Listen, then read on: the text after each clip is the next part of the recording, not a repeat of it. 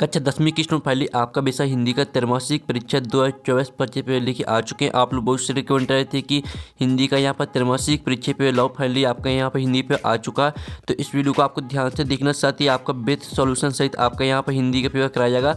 साथ ही आप यहाँ पर देख लीजिए पूर्णांक आपको 75 नंबर कराएगा। समय आपका यहाँ पर 3 घंटे रहने वाला है, ठीक है। तो वीडियो को लाइक कर लीजिए और चैनल को सब्सक्राइब कर लीजिए, क्योंकि हम बड़ी मेहनत से आपके लिए पेपर लाते हैं और साथ ही आपके यहाँ पर निर्देश आते हैं तो आप निर्देश पढ़ सकते हैं, ठीक है। तो चलिए स्टूडेंट, जो आपके यहाँ पर हिंदी के पेपर वो देख लेते हैं, ठीक है। तो वीडियो को लाइक जरूर कर लीजिएगा। तो स्टूडेंट आप यहाँ पर देख लीजिए, तो आपको यहाँ पर जूम करके दिखाते हैं, जिससे आप यहाँ पर अच्छी तरह देख पाएंगे, ठीक है। तो आप यहाँ पर देख लीजिए, सही विकल्प चुनकर लिखिए। 6 नंबर के आपके यहाँ पर आएंगे। तो पहला आपका आता है हिंदी के पद्य साहित्य का दूसरा काल है। तो आपका आता है रीतिकाल, बा आता आदिकाल और सा आता भक्तिकाल और दा आता आधुनिक काल। तो जो आपका यहाँ पर दिया हिंदी के पद्य साहित्य का दूसरा काल है, तो इसका करेक्ट आंसर आपका सा हो जाएगा, भक्ति काल, ठीक है। फिर आपका यहाँ पर दूसरा आता गोपियों को ज्ञान व योग की बातें लगती हैं।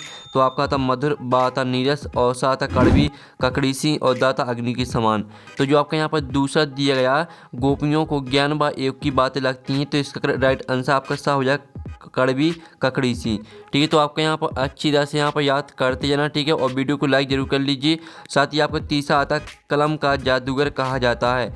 तो आपका आता स्वयं प्रकाश जी को, बा आता सर्वेश्वर दयाल सक्सेना जी को, सा आता मन्नू भंडारी को और दा आता रामरक्ष बेनीपुरी जी को। तो जो आपका यहाँ पर तीसरा सही विकल्प दिया गया कलम का जादूगर कहा जाता है, तो इसका आंसर आपका दा हो जाएगा, राम वृक्ष बेनीपुरी जी को। फिर आपका आता चौथा नेताजी के चश्मा पाठ की विधा है। तो आपका आता एकांकी, बा आता निबंध, सा आता व्यंग्य और दा आता कहानी। तो यहाँ पर नेताजी की चश्मा पाठ की विधा है, तो इसका आंसर आपका दा हो जाएगा, कहानी। कहानी आपका राइट आंसर रहेगा। फिर आपका पांचवा आता रसात्मकम वाक्यम काव्यम परिभाषा किस आचार्य की है। तो इसका जो राइट आंसर रहेगा वो आपका सा हो जाएगा, आचार्य विश्व, ठीक है, आचार्य विश्वनाथ। फिर आपका यहाँ पर छठवां आता भोलानाथ के पिता भक्त थे, गणेश जी के, शिव जी के, दुर्गा माता के, कृष्ण जी के। तो यहाँ पर भोलानाथ के पिता भक्त थे, तो इसका राइट आंसर आपका बा हो जाएगा, शिव जी के। तो इस तरह से जो आपके यहाँ पर सही विकल्प 6 नंबर वो कंप्लीट हो जाते हैं और आपने यहाँ पर अच्छी तरह से यहाँ पर याद कर लिए होंगे, ठीक है। आप चलिए आपका प्रश्न 2 आता देखते, इस तनु की पूर्ति कीजिए। 6 नंबर के आते हैं। तो पहला था सूरदास जी मुख्यतः डॉट डॉट रस के कवि हैं। तो यहाँ पर सूरदास जी मुख्यतः बहुत सारे रस के कवि हैं। फिर आपका दूसरा आता गोपियाँ उद्धव को डॉट डॉट मानती हैं। तो यहाँ पर गोपियाँ उद्धव को, ठीक है, बड़भागी मानती हैं।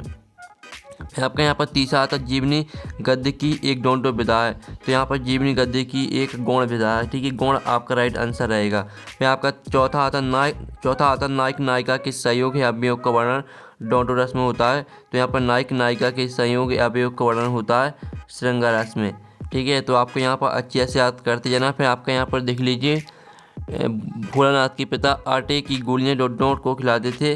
तो यहाँ पर, ठीक है, भोलानाथ के पिता आटे की गोलियाँ मछलियों को खिलाते थे। मछलियों आपका राइट आंसर रहने वाला है। 6वां आता चौपाई के प्रत्येक चरण में मात्राएं डॉट डॉट होती हैं। तो यहाँ पर चौपाई की प्रत्येक चरण में मात्राएं 16-16 होती हैं। तो 16-16 आपका राइट आंसर रहने वाला है। तो इस तरह से जो आपके यहाँ पर रिक्त स्थान वो कंप्लीट हो जाते हैं। आपने अच्छी तरह से याद कर लिए होंगे। अब आपका यहाँ पर नेक्स्ट क्वेश्चन देख लेते हैं। तो आप यहाँ पर देख लीजिए, सही जोड़ी बनाइए। आपकी 6 नंबर की आती है स्तंभ आवबा में दी सही जोड़ी। तो पहली आती है आपकी आत्मकथ्य, तो इसको आपको जयशंकर प्रसाद से मैच कर देना है। और दूसरी आती है 3 वर्णों का मेल, तो इसको आपको गण से मैच करना है, ये आपकी दूसरी हो जाएगी।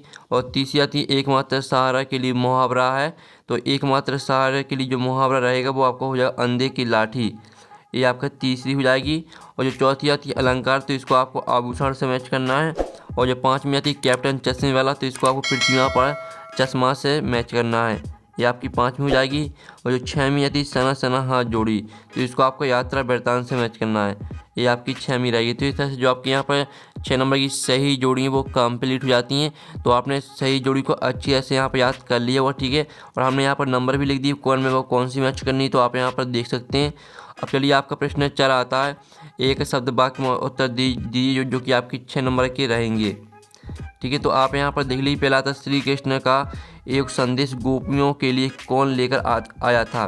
तो यहाँ पर श्री कृष्ण का एक संदेश गोपियों के लिए उद्धव लेकर आया था। फिर आपका दूसरा आता सूर शरावली के कवि का क्या नाम है। तो यहाँ पर सूर शरावली कवि का नाम है सूरदास, ठीक है। तो आपको क्या की जगह पर लिखना है सूरदास। फिर आपका तीसरा आता है नेताजी की मूर्ति किससे बनी थी। तो जो तीसरे का आंसर सभी को कमेंट में लिखना है, ठीक है। जिस भी स्टूडेंट को यहाँ पर आंसर बताओ नेताजी की मूर्ति किससे बनाई गई थी, यानी किससे बनी थी, इसका आंसर जिसको ही बताओ वो कमेंट कर देना, जिससे और स्टूडेंट की हेल्प हो जाएगी। फिर चौथा आता है हिंदी गद्य की सर्वाधिक लोकप्रिय विधा कौन सी है। तो यहाँ पर हिंदी गद्य की सर्वाधिक लोकप्रिय विधा कहानी है। कौन सी की जगह पर लिखना है आपको, कहानी। फिर आपका पाँचवा आता है प्रतिदिन में कौन सी समास है। तो प्रतिदिन में आपकी रहेगी अव्ययभाव समास, ठीक है। प्रतिदिन में आपकी अव्ययभाव समास हो जाएगी। फिर आपका छठवां आता है विपदा के समय भोलानाथ किसकी शरण में जाता है। तो यहाँ विपदा के समय भोलानाथ अपनी माँ की शरण में जाता है, ठीक है। विपदा के समय भोलानाथ अपनी माँ की शरण में जाता है, ठीक है। तो इस तरह से आपके एक है शतवाक्य मतलब कंप्लीट हो जाते हैं। साथ ही इनका लिखित आंसर भी हम आपको दिखाई देते हैं। तो स्टूडेंट आप यहाँ पर देख लीजिए, आपका प्रश्न चौथे का आंसर है, यानी एक शतवाक्य मतलब का सॉल्यूशन। पहले का आंसर आपका उद्भव और दूसरे का आंसर आपका सूरदास, तीसरे का आंसर आपको कमेंट करना है, ठीक है। चौथे का आंसर कहानी, पाँचवें का आंसर आपका अव्ययभाव समास, छठवें का आंसर माँ की शरण, ठीक है। तो ये आप स्क्रीनशॉट ले लीजिए, आपका एक शतवाक्य मतलब का सॉल्यूशन कंप्लीट हो जाता है। अब चलिए आपका आता है प्रश्न 5 सत्य असत्य का चयन करके लिखिए 6 नंबर के आएंगे।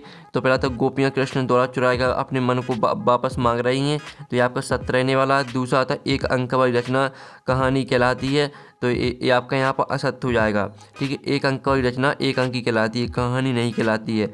तीसरा आता है उपन्यास में कई कथाओं का समावेश होता है, तो ये भी सत्य रहने वाला है। और चौथा आता है तारकेश्वर नाथ ही भोलानाथ थे, तो ये भी सत्य रहने वाला है। पाँचवा आता रामचरितमानस महाकाव्य है, तो ये भी सत्य रहेगा। और छठवां आता त्रिभुवन में द्वंद्व समास है, तो ये आपका सत्य हो जाएगा। तो इस तरह से आपके सत्य भी कंप्लीट हो जाते हैं। अब चलिए आपका प्रश्न 5 आता है प्रगतिवाद की कोई दो विशेषताएं प्रवृत्तियाँ लिखिए। अथवा आता रीति काल को श्रृंगार काल क्यों कहा लिखिए। साथ ही जो इनके आंसर वो भी हम बता देंगे, पहले आप क्वेश्चन देख लीजिए, ठीक है। आपका 6वां आता सूरदास की दो रचनाओं के नाम एवं काव्यगत विशेषताएं लिखिए। अथवा आता गोस्वामी तुलसीदास की दो रचनाओं के नाम एवं काव्यगत विशेषताएं लिखिए। 7वां आता उद्भव की विभाग की तुलना किस किससे की गई है। अथवा आता गोपियों द्वारा उद्भव को भगवान कहने में क्या व्यंग्य निहित है। प्रश्न 8 आता परशुराम के क्रोध करने पर लक्ष्मण ने धनुष के टूट जाने के लिए कौन कौन तर्क दिए। अथवा आता लक्ष्मण ने वीर योद्धा की क्या क्या विशेषताएं बताई। फिर आपका 9वां आता चौपाई छंद की परिभाषा उदाहरण लिखिए और अतिशयोक्ति अलंकार की परिभाषा उदाहरण सहित लिखिए। फिर आपका 10वां था महाकाव्य एवं खंडकाव्य में आपको अंतर लिखना है।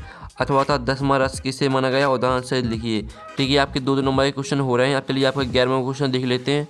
तो 11वां क्वेश्चन आता है रिपोर्टाज किसे कहते हैं।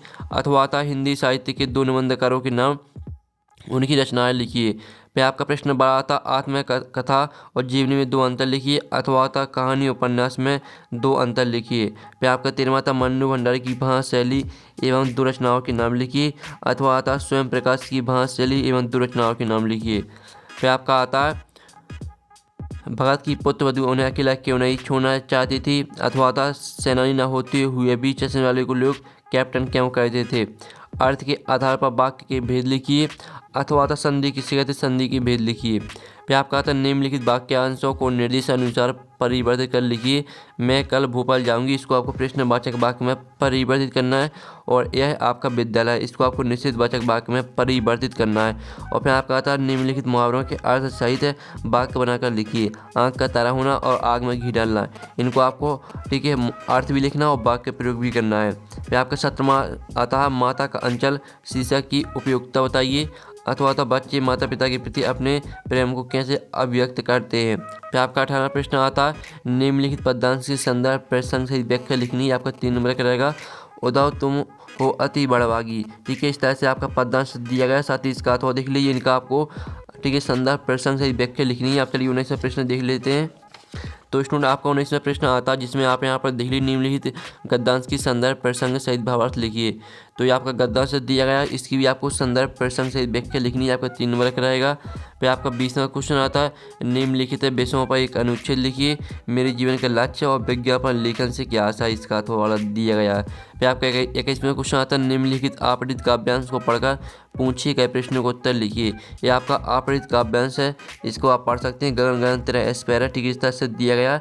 इसके 3 प्रश्न दिए गए, तीनों प्रश्नों को उत्तर आपको इसी काव्यांश से मिल जाएंगे। और आपसे काव्यांश नहीं बनता है तो आप यहाँ पर अथवा में गद्यांश दिया गया है, तो गद्यांश आसान होता है क्योंकि इसमें जो आंसर आपको तुरंत मिल जाएंगे। ठीक है, सिंपली सा सिर्फ आपको गद्यांश को ध्यान से पढ़ना है और इन तीनों प्रश्नों के उत्तर आपको इसी गद्यांश से मिल जाएंगे। फिर आप यहाँ पर देख लीजिए 22वां प्रश्न आता है आपका, और फिर आपका यहाँ पर आप विद्यालय के प्राचार्य को सलाह शुल्क से मुक्ति हेतु आवेदन पत्र लिखिए, इसका तो देख लीजिए। 35 में आपको यहाँ पर निबंध लिखना है। तो इस तरह से आपका पेपर कंप्लीट हो जाता है कक्षा 10वीं हिंदी का। और साथ ही जो स्टूडेंट आपके प्रश्न है इनका सॉल्यूशन आपको टेलीग्राम ग्रुप में मिल जाएगा, तो आपको टेलीग्राम ग्रुप ज्वाइन कर लेना, लिंक आपको वीडियो के डिस्क्रिप्शन में मिल जाएगी। और साथ ही PDF डाउनलोड करना चाहते हैं तो PDF की लिंक भी वीडियो के डिस्क्रिप्शन दी गई है। ठीक है, तो वहाँ से आप PDF डाउनलोड कर सकते हैं। तो हम यहाँ पर नेक्स्ट वीडियो में, थैंक्स फॉर वॉचिंग।